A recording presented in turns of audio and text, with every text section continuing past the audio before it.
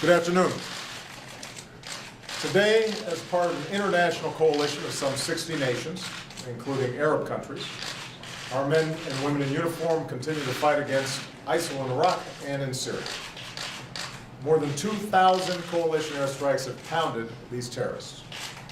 We're disrupting their command and control and supply lines, making it harder for them to move.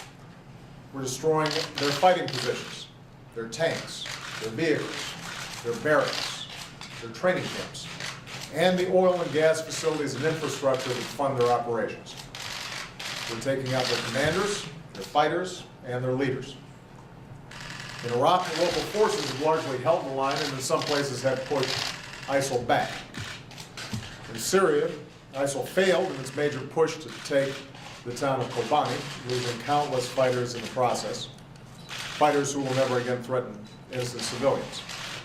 And we've seen reports of sinking morale among ISIL fighters as they realize the futility of their cause. Now make no mistake, this is a difficult mission, and it will remain difficult for some time. It's going to take time to dislodge these terrorists, especially from urban areas. But our coalition is on the offensive. ISIL is on the defensive, and ISIL is going to lose. Its barbaric murders of so many people, including American hostages, are a desperate and revolting attempt to strike fear in the hearts of people it can never possibly win over by its ideas or its ideology, because it offers nothing but misery and death and destruction. With vile groups like this, there is only one option. With our allies and partners, we are going to degrade and ultimately destroy this terrorist group. When I announced our strategy against ISIL in September, I said that we are strongest as a nation when the President and Congress work together. Today, my administration submitted a draft resolution to Congress to authorize the use of force against ISIL. I want to be very clear about what it does and what it does not do. This resolution reflects our core objective to destroy ISIL. It supports the comprehensive strategy that we've been pursuing with our allies and our partners.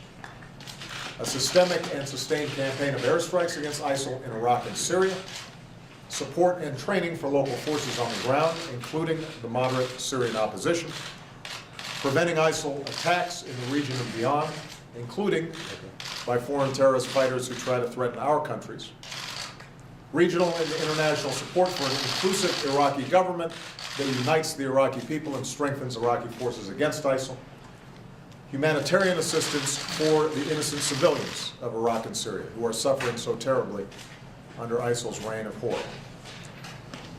I want to thank Vice President Biden, Secretaries Kerry and Hagel, and General Marty Dempsey for their leadership in advancing our strategy.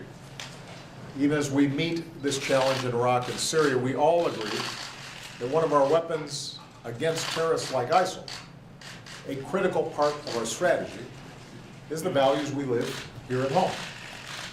One of the best antidotes to the hateful ideologies that try to recruit and radicalize people to violent extremism is our own example as diverse and tolerant societies that welcome the contributions of all people, including people of all faiths. The resolution we've submitted today does not call for the deployment of U.S. ground combat forces to Iraq or Syria.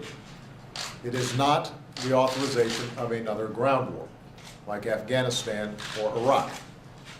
The 2,600 American troops in Iraq today largely serve on bases. And yes, they face the risks that come with service in any dangerous environment, but they do not have a combat mission. They are focused on training Iraqi forces, including Kurdish forces. As I've said before, I'm convinced that the United States should not get dragged back into another prolonged ground war in the Middle East. That's not in our national security interest, and it's not necessary for us to defeat ISIL. Local forces on the ground who know their countries best are best positioned to take the ground fight to ISIL, and that's what they're doing. At the same time, this resolution strikes the necessary balance by giving us the flexibility we need for unforeseen circumstances. For example, if we had actionable intelligence about a gathering of ISIL leaders, and our partners didn't have the capacity to get them, I would be prepared to order our special forces to take action because I will not allow these terrorists to have a safe haven. So we need flexibility, but we also have to be careful and deliberate.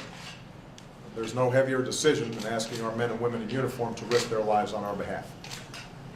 As Commander-in-Chief, I will only send our troops into harm's way when it is absolutely necessary for our national security. Finally, this resolution repeals the 2002 authorization of force for the invasion of Iraq and limits this new authorization to 3 years.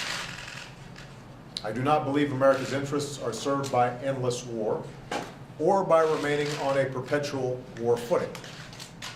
As a nation, we need to ask the difficult and necessary questions about when, why, and how we use military force.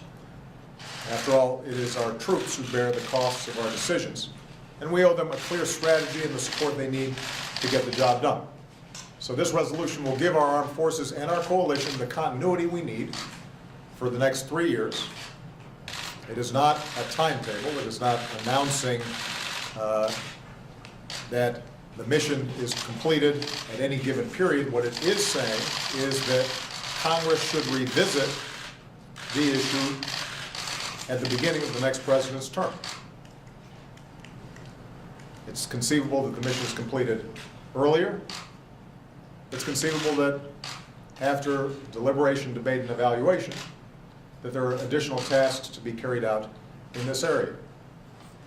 And the people's representatives, with a new president, should be able to have that discussion.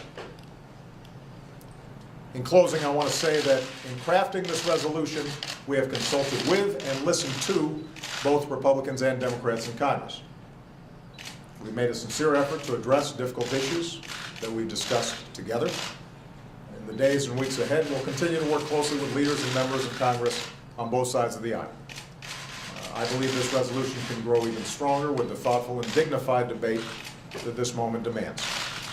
I'm optimistic that it can win strong bipartisan support, and that we can show our troops and the world that Americans are united in this mission. Today, our men and women in uniform continue the fight against ISIL, and we salute them for their courageous service. We pray for their safety. We stand with their families who miss them, and we're sacrificing here at home. But know this, our coalition is strong, our cause is just, and our mission will succeed. And long after the terrorists we face today are destroyed and forgotten, America will continue to stand free and tall and strong. May God bless our troops, and may God bless the United States of America. Thank you very much, everybody.